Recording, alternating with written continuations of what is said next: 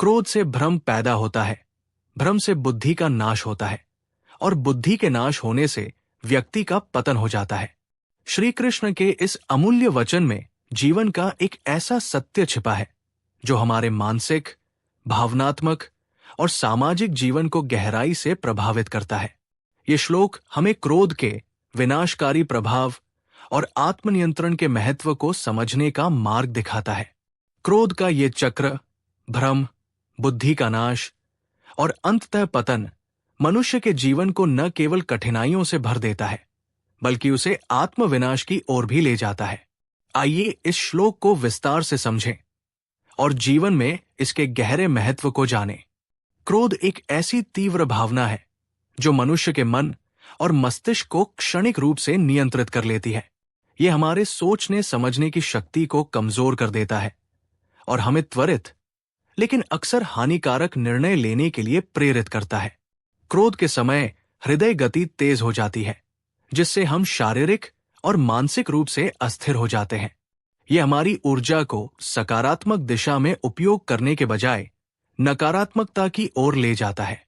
क्रोध के कारण रिश्ते, कार्यक्षेत्र और व्यक्तिगत जीवन में तनाव बढ़ता है। कल्पना कीजिए कि एक सहकर्मी ने आपके काम पर सवाल उठाया। यदि आप तुरंत क्रोध में प्रतिक्रिया देते हैं, तो यह संभव है कि आप न केवल अपने विचार ठीक से व्यक्त करने में असमर्थ होंगे, बल्कि स्थिति को और खराब कर देंगे। क्रोध का अगला चरण भ्रम है। जब क्रोध हमारे मस्तिष्क को जकड़ लेता है, तो यह हमारी तर्क शक्ति और विवेक को धूमिल कर देता है। व्यक्ति ये तय नहीं कर पाता कि उसे क्या करना चाहिए। निर्णय लेने की क्षमता कमजोर हो जाती है। सही और गलत का भेद मिट जाता है, जिससे व्यक्ति अनावश्यक और हानिकारक कदम उठा लेता है। भ्रम हमें सच्चाई से दूर ले जाता है। यह हमारे मानसिक और भावनात्मक संतुलन को बिगाड़ता है और हमें ऐसे निर्णय लेने के लिए प्रेरित करता है जिनका परिणाम अक्सर नकारात्मक होता है। भ्रम के प्रभाव से जब हम सही और गलत का भेद नहीं कर पाते, तो इसका सीधा असर हमारी बुद्धि पर पड़ता है। बुद्धि, जो हमारी सोचने, समझने और निर्णय लेने की क्षमता का केंद्र है, क्रोध और भ्रम से क्षीण हो जाती है।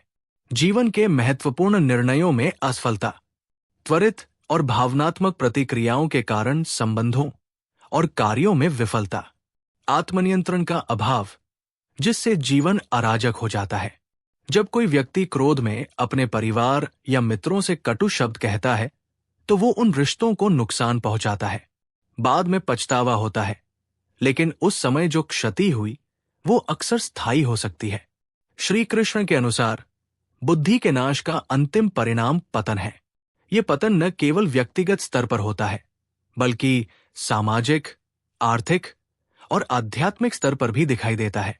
रिश्तों में दरार और अलगाव, मानसिक तनाव और अवसाद, कार्यक्षेत्र में असफलता, जीवन के उद्देश्य और अर्थ का खो जाना।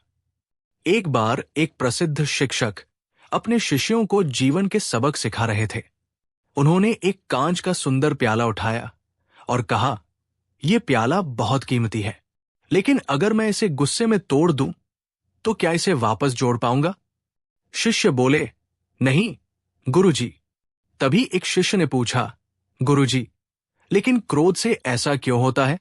गुरुजी ने मुस्कुराते हुए कहा, मैं तुम्हें एक कहानी सुनाता हूं। एक दिन एक किसान को उसके पड़ोसी ने गुस्से में अपमानित किया। किसान ने आवेश में आकर अपने पड़ोसी की फसल जला दी।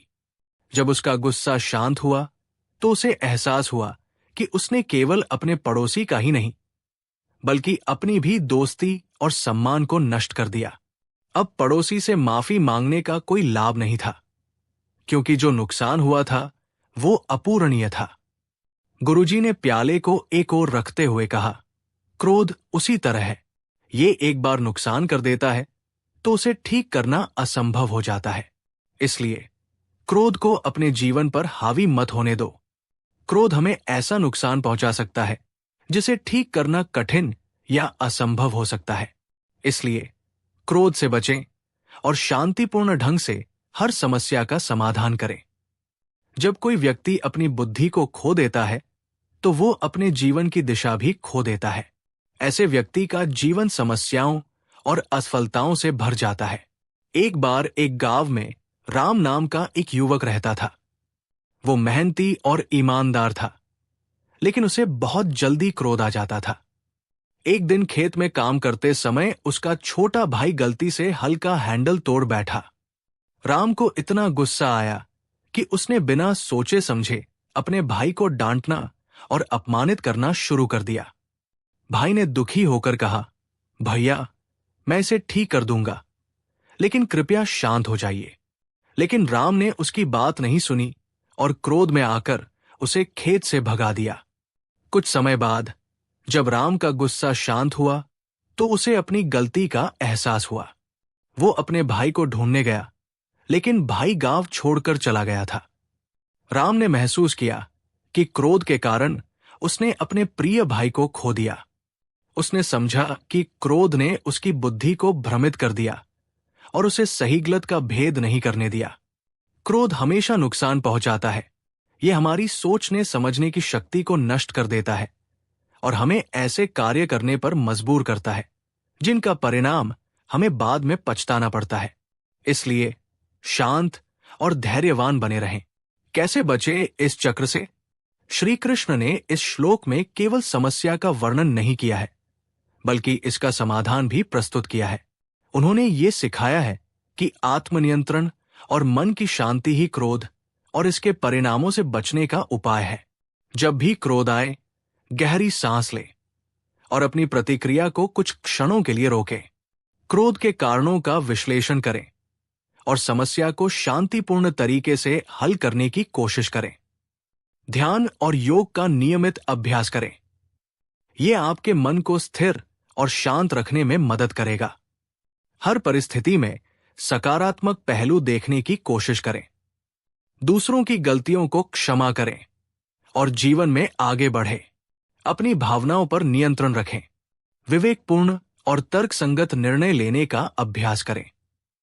प्रेरणा और संदेश। श्री कृष्ण का यह श्लोक हमें सिखाता है कि क्रोध कोई कमजोरी नहीं है, बल्कि इसे नियंत्रित करना ही हमारी असली ताकत है। क्रोध को जीतने वाला व्यक्ति न केवल अपने जीवन को संतुलित और सफल बना सकता है, बल्कि दूसरों के लिए भी प्रेरणा का स्रोत बन सकता है। सच्चा वीर वो है जो अपने मन और क्रोध को नियंत्रित कर सके। याद रखें, क्रोध का समाधान शांत चित्त और विवेकपूर्ण दृष्टिकोण में है। यदि हम अपने मन को सही दिशा में ले जा सकें, तो हम न केवल अपने जीवन को बेहतर बना सकते हैं, बल्कि दूसरों के जीवन में भी सकारात्मक प्रभाव डाल सकते हैं। आपके जीवन में शांति, सुख और सफलता के लिए ये श्लोक एक अमूल्य मार्गदर्शक है। क्रोध हमें ऐसा नुकसान पहुंचा सकता है जिसे ठीक करना कठिन या असंभव हो सकता है। इसलिए क्रोध से बचें और शांतिपूर्ण ढंग से हर समस्या का समाधान करें।